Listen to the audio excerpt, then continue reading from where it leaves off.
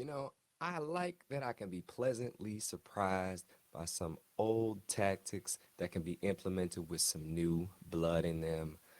Goes to show you, going into some things with an open mind really can change your perspective. Welcome, y'all. We back. And this episode, we are going over the new 2023 holiday film, Family Switch. This movie is on Netflix and it stars Jennifer Garner, Ed Helms, Emma Myers, and Brady Noon. And it's one of those movies that the parents switch bodies with the kids switch bodies with the parents. 17 going on 17 again, 13 going on 30. Um, you know, the change up. There's a few movies like this that we've seen in the past. Lindsay Lohan, um, Zach Efron, Matthew Perry, the whole nine. We've seen this little model and gimmick before, but so when I saw what was going on, I was like, okay, like I already know what's about to happen. I already know everything that's gonna go on in this movie. But thankfully, I was pleasantly surprised that they added a little twist to it as well, and with the dog and the baby, which was excellent. That helped it out for me a little bit more. I was like, okay, I can get with this. They're not just trying to make a clone carbon copy of something that we already know because we see that enough in television and film where you see, oh, we're doing this movie that we did back in the 70s or 80s. Let's remake it now and do the same thing. And we're gonna do this remake and make it like it gets tired, It's just very tired. But this was a nice little thing, To be honest, the show really didn't have too much to do about Christmas. It was just Christmas themed, so that really doesn't have much to do with it. Good cast, you know. Jennifer Garner is, the headliner, and Head Helms, of course. Them two are carrying the billboard box on this, and yeah, I've seen plenty of their movies before. I think they're quality actors and actresses. Um, the other two kids, I don't know too much about. I found out that the little girl, Emma Myers, was in that show. What is that show with the Violet? What is her name? It's a Wednesday. That's what it is, Wednesday. And then the little boy, I can't remember what he's in. Look, I don't know what he's in, but they all did a good job because these roles, when you playing switching bodies with somebody else, those are pretty much one of the hardest roles to play because you got to learn how to act completely like somebody else. The mannerisms, the way that they speak, the way they walk, the way that they move, the way that they're thinking, like when they're not even saying anything. So high props to them and the whole team on getting that together because just knowing that it's a very difficult task. And these movies tend to be always interesting. It's always, interesting in the brain to think like, what if I switch bodies with my mom or dad, and then they switch bodies with me and see how things are. Those are always interesting. So this movie's already, they got the strong footing in the door, I believe. And so yeah, y'all, that's the movie. We gonna get right into it. So we start this movie, and also this is spoiler alert. If you have not seen the movie, don't watch this if you don't want to be spoiled, because we going through it and figuring out the good, the bad, and the ugly. So we start this movie out with the uh, mom and dad dressed up as a candy cane and a Christmas present, and they're dancing to Michael Jackson in front of the kids. So one thing about this movie is they put in a lot of pop hits in this whole movie. The whole night. You got Michael Jackson, you got Bon Iver, I think. You got a whole bunch of people. I didn't write down everyone who was songs I heard, but there was a lot of popular pop songs in this entire movie. They're putting a little budget on this, you that don't come cheap, you gotta put a little hot sauce on that chicken. And so, yeah, at the beginning I watched, and I was like, oh, this is kind of corny. At the very first scene, I'm just like, ugh, because his family is rich, like clearly, like you can see their house, they got money, they seem to be doing fine. Like it's not a struggle story in the least bit. So, and I've seen this many times before, which I'm thinking because going into this movie, I didn't look up the movie, I didn't read anything. I just turned it on and let's see what's going on. So that's what they're doing. And the kids are doing basically what any Gen Z kid is doing nowadays. They're on their phones, they're playing with it instead of enjoying their parents acting silly, which I don't blame them. I probably would have been on my phone too, coach. So, yeah, there's one son, one daughter, and a baby and a dog, all living happily under this nice suburban household in a well established neighborhood. And so the mother says she really wants to have a happy family. She really wants the family happy and to spend time together during Christmas because she works a hard job. She's the breadwinner in this, okay? The mother works at this firm that this real estate firm, I believe. This real estate firm that sells luxury houses or designs the houses. Sells the houses or designs the houses. I couldn't remember which one, but she sells houses or designs them. And she's the one wearing the suit and tie and dressed up. And the dad is a teacher at the high school that the kids go to.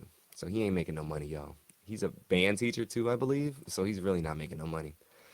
Apparently well, I'll get that later. I ain't gonna spoil that yet. But yes, he's a band teacher at this high school. So she's doing everything she can to help this family have a somewhat decent life.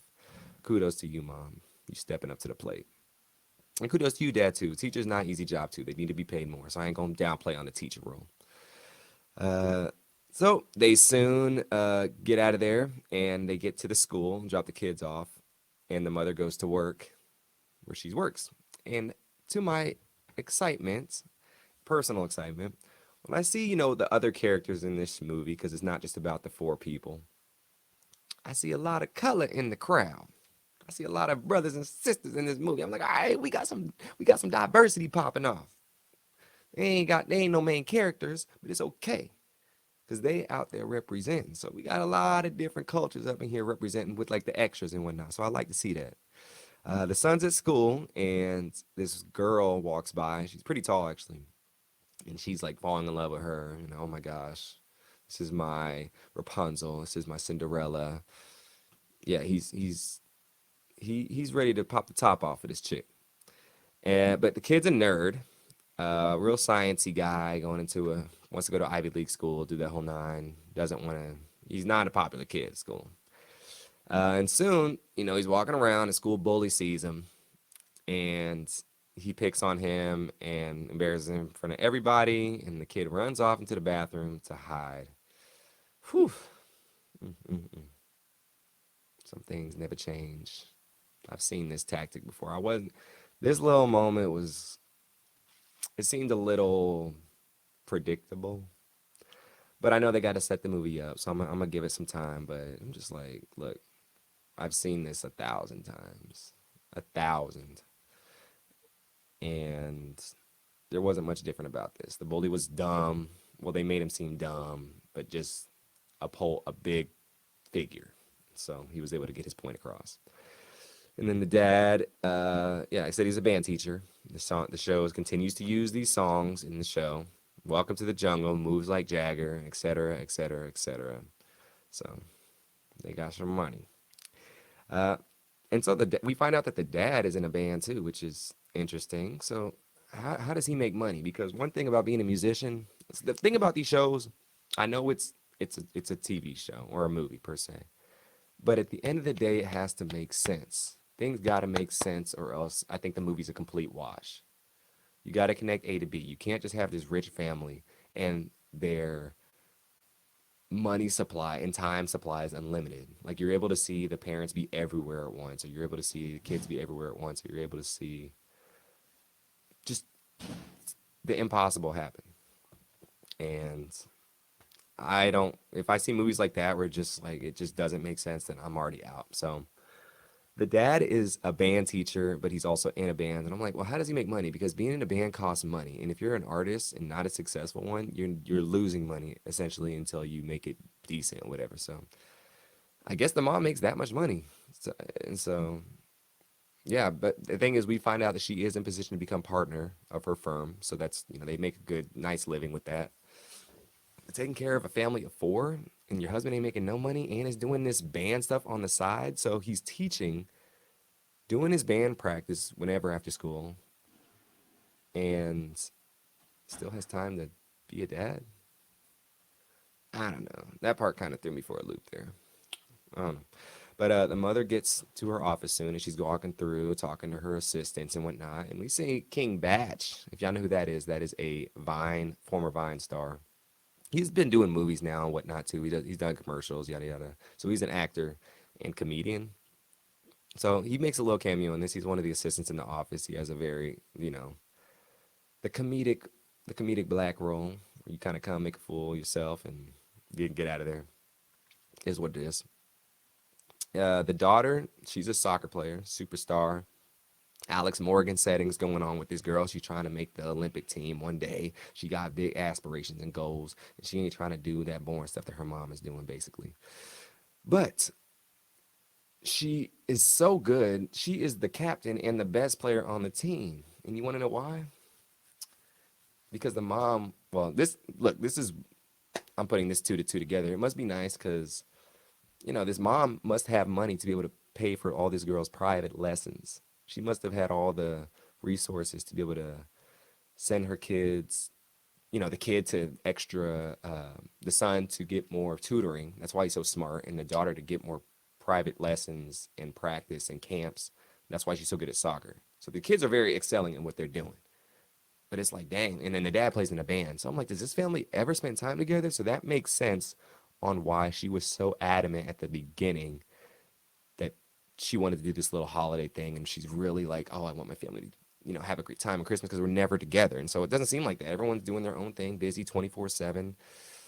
And the only time they might see each other is dinner. And that's literally it. And then it's time for bed. If even that sometimes, because, soccer camps and tournaments, you're traveling. I don't know what the kid's doing, the son. But and then the dad has band performances sometimes. So who knows?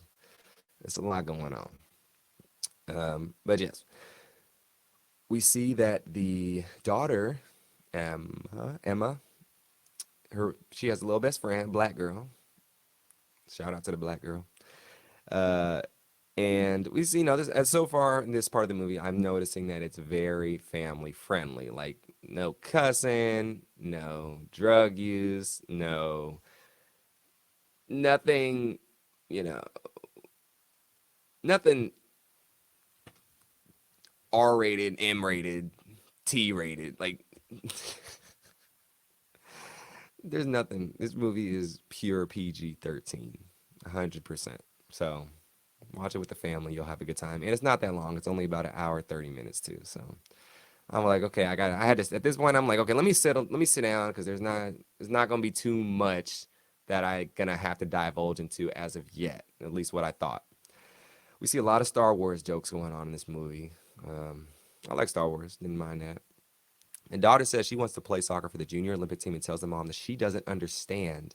And they get into a little argument about it, which I've had before with my parents. Like, I want to go to this camp. And then my parents is like, you can't go to this camp because of we can't afford it, or it doesn't matter, it doesn't mean anything. So, she doesn't understand where her daughter coming from.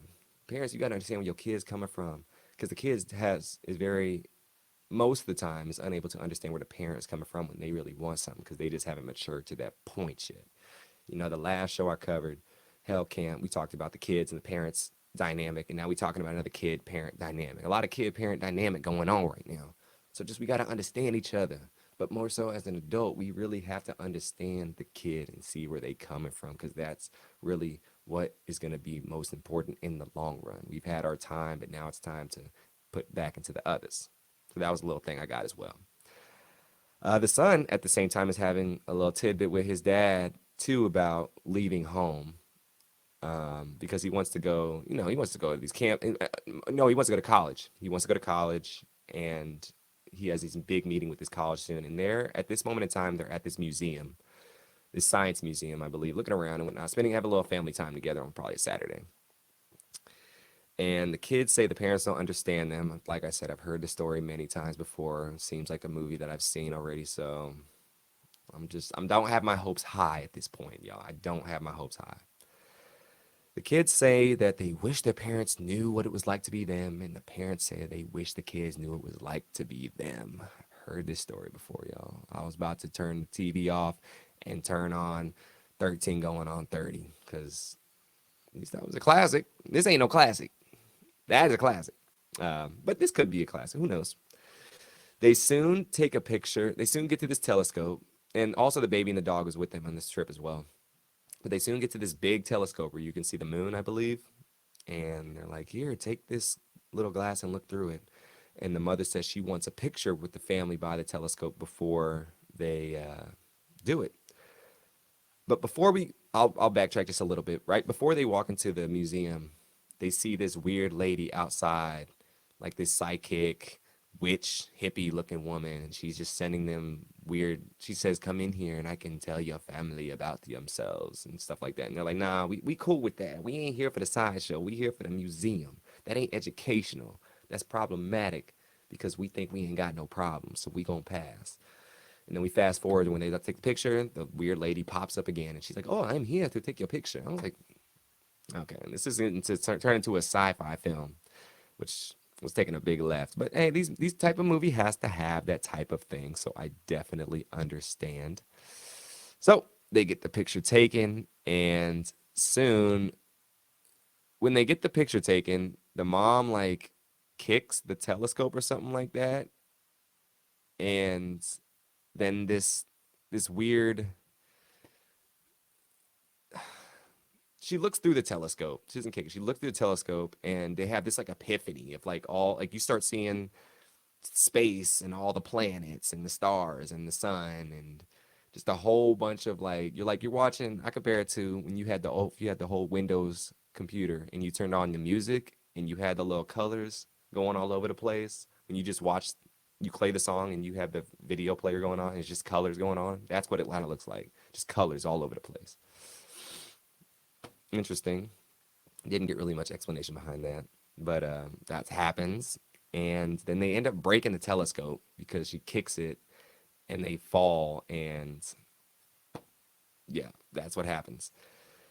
And yeah, they do that and it turns black and they go home. And so they get home and go to bed. They wake up the next morning. And to their surprise, the mother is the daughter, the son is the father, and everybody is loose as a goose. Now, this is what I kind of wish just a little bit would have been funny. They would have had to, up the rating on this show or this movie. If the son turned into the mother and the daughter turned into the father, I was like, oh, if they would have done that, this movie would have been an 11 out of 10 for me. 11 out of 10 because I've never seen that. That's something. If you're gonna do a family switch movie, directors in the future, do that. Like switch the genders. I know it's a little.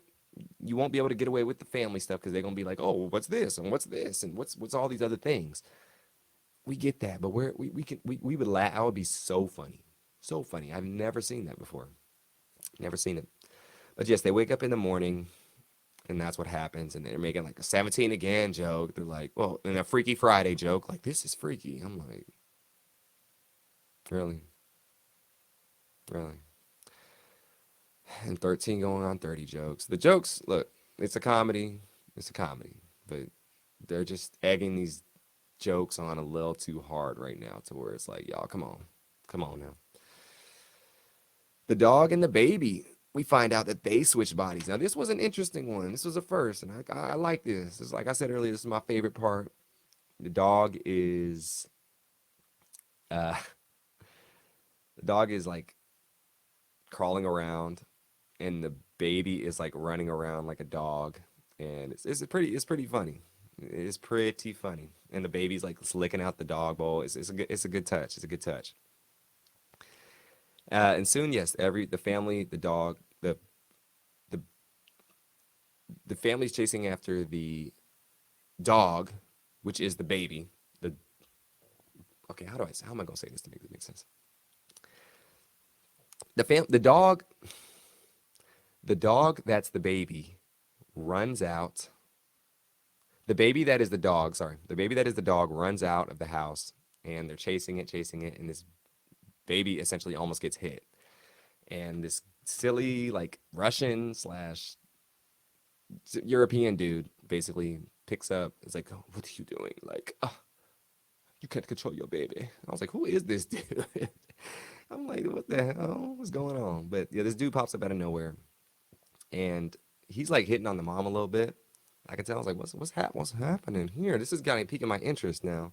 I see some little drama popping off and whatnot, and trouble in the household. And so, they take the baby back, and they baby slash dog, and they go back home and whatnot. And the mother and daughter had like a lot of banter on the way back about, being old, young, this, that, what they can eat, what they can't eat. And soon they have to go to school and work.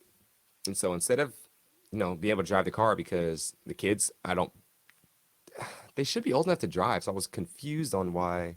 This is what also was confusing. They had a car, but they didn't take the car. They took electric scooters to work in school because the kids that were adults couldn't drive for some reason when they looked clearly like one of them was at least 16 years old.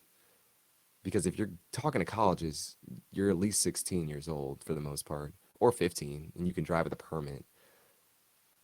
And the girl seems like she's older, and she's trying to make the junior Olympic team, so she's definitely at least 16.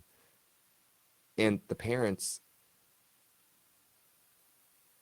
and the kids that were the parents, they should be able, like I said, they all should be able to drive. I was just confused about it. It just didn't make sense to me. So I was like, huh? But yes, they take the scooters, and then they go, first, before they go there, they go back to the museum where they messed up. And then this is probably one of my favorite parts of the movie right here. They get back to the museum, and then they see the telescope, and it's getting fixed. And this black dude is there, and he's fixing it, and makes a joke about, oh, well, that's why, well, uh, he says, when white people go places, they be breaking stuff. Black people don't cause problems like that. Y'all, I thought that was one of the funniest parts in the whole movie. I'm not gonna lie. And the black guy asked the family, asked the son, the father, that's the son that goes up to him, and he asks, well, how much cheddar do you got? And the white family don't know what cheddar means, and they're just looking at each other like, huh? What's this Negro saying to us? And that was a funny part too. So definitely it played on the fact that this family was like sheltered, seemingly so, and they not being around much black people, which the girl has a black best friend, so I don't know how she didn't know what that meant. But I digress, y'all. That's just the way that they wrote it. I'm just putting my 2 cents into it and trying to figure out what the hell going on. But yes, the family soon brings the baby and the dog to be watched by that neighbor guy who was flirting with the mom, the European dude. And they say, "Good luck, player. We salute you." And they don't tell the dude what's going on clearly because they'll seem like they're crazy. Because this is not a sci-fi movie, but it is essentially. So yeah. Then the white. Then this white dude starts singing "Pony" by Genuine. I think this like guy walking down the street, or this guy in the school. That was a weird part. Like I think it was in the school. I was like, what is going on? It was just a lot. It was just a lot. Um. Oh, this is at the work office. This is at the work office. This black dude singing "Genuine," or the white dude singing "Genuine." Then Ting Batch, her assistant, also comes up to give the mom their black person handshake. There's a lot of code switching in this movie. I've noticed, y'all. A lot of code switching. If you don't know what code switching is, look it up. But King Batch comes up to give the mom their usual handshake like they do every single morning. And then the daughter, that's the mom, is shocked by this dude coming up to her, and she kicks him in the nuts. And I was like, girl, you didn't feel that threatened around the dude that was singing "Genuine," the white dude that was singing "Genuine." Very interesting. But yeah, she kicks him in the nuts, and then they pants back to the dad and son at the school. And the dad, that is the son, goes to class and whatnot's walking through the hallway. He thinks he's too cool for school now, and he's like, "Oh, this was my prime," because the dad's prime was apparently in high school, and so he's back in his element, his real element. And the son, that's now the dad, is just staring at him walking through the hallways with all this confidence, and he's like, dang, like he's thinking like, maybe why can't I be that cool? But he thinks his dad is like ruining his reputation when there is really no reputation. I don't know, y'all.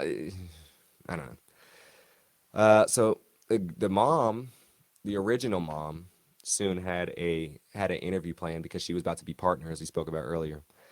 But the daughter has to now give this interview because she's in the mom's body. and she's blowing it, y'all. She's in there farting, constipated, lactose intolerant, ate some milk, losing herself in the music the moment she wanted settings. It's looking peak for her, very peak. And she just makes it look like a crackhead, essentially. So we get up out of there. And soon it's time for the daughter's soccer game that the mom is. And the mom, I thought she said early in the movie she was an athlete. She played soccer as well. But she's apparently horrible at soccer, which she did say she played soccer. She was good at soccer as a young girl, but now she just doesn't even know how to kick a soccer ball. She grabs it with her hands. Like it's just not making sense. But yes, she's blowing the soccer game, and there's these scouts there, and it ain't looking too good. It ain't looking too good at all. So it's soon time for the Suns interview at Yale, and so I'm fast forwarding through a lot of the filler stuff because it's like, they're just talking. Basically, the filler is them talking with each other, saying, "You don't know what it's like to be me. Blah blah blah blah blah. You got to stop acting like that." And they're trying to coach them each other up to be like the other, of course.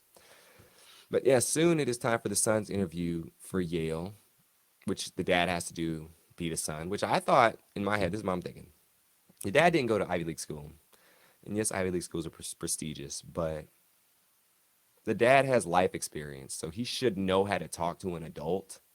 Like he should know how to be able to get it together and give them exactly what they want. You know, he might not know all the facts that the kids knows, but he can definitely talk to them in a certain way where the kid seems more mature because the kid looks like he's 13, 14 years old. So maybe 15, 16 years old. I thought we just getting the dad that's the son gets in there and he's just blowing this, just like sitting back, snickering, making these weird gestures. I was like, what is going on? Like, it seems like he's doing it on purpose. It doesn't seem like he's trying. Like, at least the daughter, when she did the meeting with the partners, she was trying and she didn't know. She was nervous. She didn't know what to say because it's all these adults in suits that they're talking about stuff that she has no idea what's going on. The son, the dad that's the son in there, he went to college. So he didn't do an interview probably like this to get into his college, but it was just weird. It was just weird. I didn't understand that part, but it is what it is. But yes, he's making a lot of jokes. He makes a red man joke. I'm like, you're making this is also didn't make sense. You're making pop culture jokes that's referencing Redman, who is a rapper, an old school rapper at that, and you don't know what cheddar means? Huh? Now that I'm these little things in the movie kind of bring it down for me because it's just not making sense. Like I need the character development when it comes to scripts and movies need to be precise and flowing to where the character's personality and arc makes sense. And if they do something that earlier in the film that they said that they could do, and then it gets later and they don't do it, it's just a head scratcher because it's like I thought you knew how to do this. It's like someone, it's like a nanny being a main character in the beginning of a movie, and then all of a sudden she turns into a little girl again, and she still has her whole life experience, but then she doesn't know how to like do dishes. It's like, what do you mean? You're just younger. You still know how to do the dishes. So it was weird. I didn't get that part. But yes, then we pan to the European guy babysitting the dog and the baby, and that's a pretty funny scene. Another one of my favorite scenes in the movie where he's chasing them around. The dog is acting like the baby and using the porta potty, and the baby that's the dog is running around and yeah, the whole nine. It's sorry if it's confusing when I say dog is a baby, baby's a dog.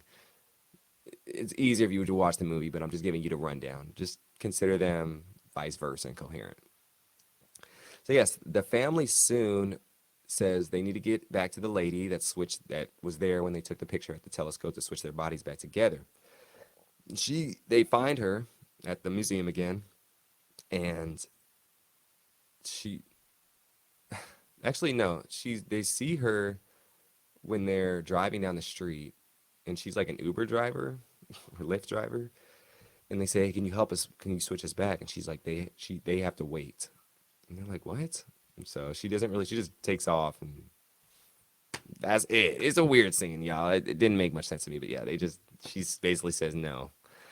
And soon they get back home. It's like a Friday. It seems like a Friday night, and the kids are going to go to this party. The kids plan to go to this party, and the parents usually stay home. But flip flop, so the kids that are the parents, they end up staying home, and then the parents that are now the kids, they end up going to the party for their kids. And so when the parents that are the kids get to the party, the son starts flirting with this girl starts flirting with the son. And in reality, the parents that are the kids are married. Like brother, sister, they're married. So they can't be out there flirting with each other. But apparently there's some infidelity, there's some problems going on in their marriage because when the kids that are the parents are at home, the original mother's friends come over and they're having like a girls' night and they know that there's something going on, but they think it's marital issues. They think like, oh, there's been problems, and are you guys gonna do a divorce? And are like, what about the kid? Like they're thinking these things, and I'm like, wow, they kind of just rubbed that over for the first half of the movie. The parents' issues with each other because it seems like they're happy and healthy with each other. Who knew that they were having marital issues? But hey, that's what happens when maybe the mom is upset because the dad ain't carrying his weight. He's this school teacher doing a band and his own thing, and she's working tireless hours, nonstop, probably cooking dinner, picking up the kids, everything else. And she's just that's probably an issue with it, in my personal opinion. They don't really touch on it, but I think that's probably what it is. I would have liked to hear what the issues were, but we never get to really hear that. So yes, the dad that's the son rejects the girl from kissing him because he's married, and his wife is at the party too. That's the daughter, and it was a funny scene. It was secondhand embarrassment, but it was funny. So then the bully pops back up that was beating up on the son in the very beginning, and they start fighting. Like they start fighting, but the kid, I hate these fighting scenes. So this type of fighting scene. So this fighting scene in particular was basically one that was fought to where the kid was like accidentally beating up the bully. He wasn't like trying, you know? Yeah, I mean that's the best I can put it. It was just mistakenly winning this fight. And everyone's happy, cheering for the son and whatnot. And then soon the kids that are the parents leave the house that they're hanging out with the. Also, let me pause real quick. So remember when I said the parents' friends were over hanging out with the kids that were the parents at the house? Well, the kids that are the parents leave the house to go to the party because they're worried about their parents messing them up or making them look silly. But they leave all these not strange people in their house, these women in their house. Like, what? You just left them there? And they left a huge mess in the kitchen because they tried to make dinner, but they didn't know how to cook. And the place is a mess when they leave. It's a mess. It's a mess. And when the parents get there, they're all like having this moment with the kids and whatnot. Because they're finally like the parents that are the kids at the party are dancing in this house at the house party. And then the kids that are the parents arrive and they have this little moment. And then they all soon start dancing together, this line dance. And they start breaking out in choreo together, doing the moon slide and they doing the Walkman. They doing all these things. And I was like, what is going It's just a lot of gimmicks that's popping up out of nowhere. They're trying to keep this movie kind of think made me think of like TikTok to where it's like instant gratification if something's happening. There's not really too much buildup of the characters. It gives you basically what their base of what they're doing and who they are, but then it just snaps onto like get to the point real quick. It is what it is. It's only an hour 30 minutes. They only have so much time to get their point, so I get it. It is what it is, but I just noticed that. So yeah, they're moving, dancing, having fun as a family, as they should. So when they finally get home, and to our surprise, they all go home from the party. The kitchen is clean. I was like, wasn't this kitchen a mess when you guys left? So did these women that were left at the house clean up the whole kitchen and then went home? That didn't make sense to me. The kitchen should have been dirty. That was weird. Yeah. So the family soon gets into a big argument in the kitchen because they're like, the kids are like, "You're ruining my life," and the parents are like, "You're ruining our lives," and then everyone's mad at each other, like sleeps in their own room, slamming doors in each other's faces. It's World War Z in this house, and D-Day is upon them because the next day, you know, is a crucial one. So, but they sleep on it. They wake up. They're feeling a little better, and the mother and daughter go to work together, which this also didn't make sense. Earlier in the film too, the same thing happened, but I didn't touch on it. So when the daughter, that's the mother, goes to work, the mother, that's the daughter, is with her. And I'm like, don't you have to be at school? Like, is this a Saturday or a Sunday? I'm just confused. I think it has to be a Saturday or Sunday because the daughter's with her the whole entire time. So I don't know. That was interesting, but they redo the meeting, and at the same time, the original dad planned a band performance at this.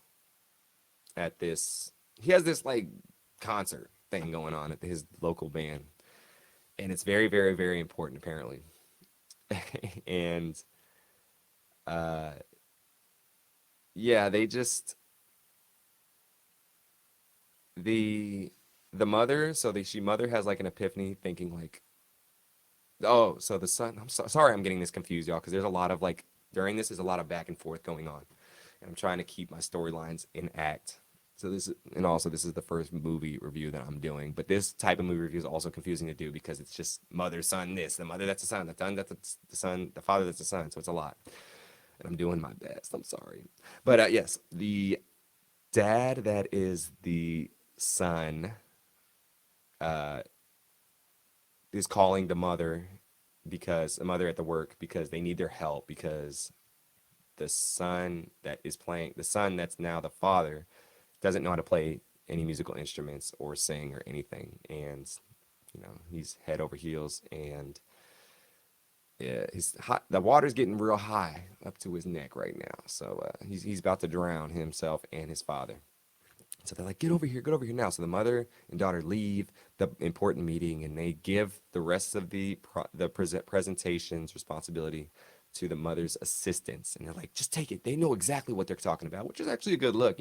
Let the people you trained present it in your behalf because they're a representation of you. So definitely I was liking that part. But they run out of there. The whole family's at this band performance, and they finally get the son that's the father, to get on stage, do this, and they all start singing Santa Claus is Coming to Town, which originally is sung by Michael Jackson. Um, and yeah, it was interesting song choice, but I guess that's the only song they knew. And fun fact, also the band that was up there is Weezer. I'm not a big Weezer person. I don't listen to them, but I looked that up and I was like, oh, Weezer's actually in the band that's playing with the dad or son that's the dad. Interesting. This movie got a big budget. I keep telling y'all, big budget movie, big budget. Well, the mother's boss that comes to the concert, which how does he know that she's there?